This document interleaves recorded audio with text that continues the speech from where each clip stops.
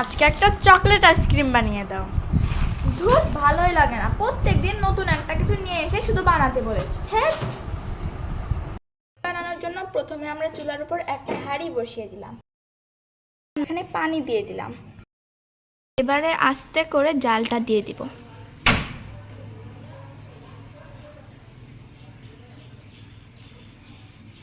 পানিটা কুসুম গরম হওয়া পর্যন্ত রাখবো। চকলেটের প্যাকেটগুলো আমরা কেটে নেব। সব চকলেটগুলো বের করা আমাদের ডান। পানিটা কুসুম গরম হয়ে গেছে, তো এখন আমরা ডানো মিল্ক পাউডারটা এর মধ্যে ঢালবো।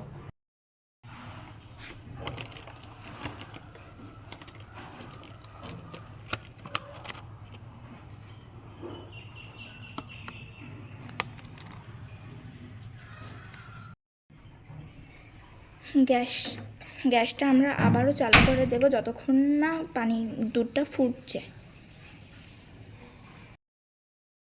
মধ্য পরিমাণ মতো আমরা চিনি দিয়ে দিচ্ছি।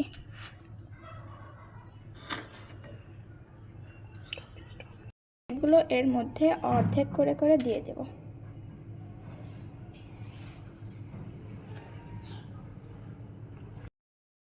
এখন ফ্রিজে রেখে দিব, কাল খুলবো।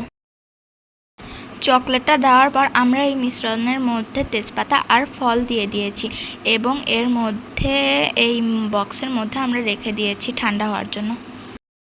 আমাদের চকলেট আইসক্রিমটা হয়ে গেছে, এখন আমরা শুধু দেখব। তো আমরা এটা খেয়ে দেখেছি, অনেক স্বাদ। দেখো, শুধু একবার দেখো তোমরা।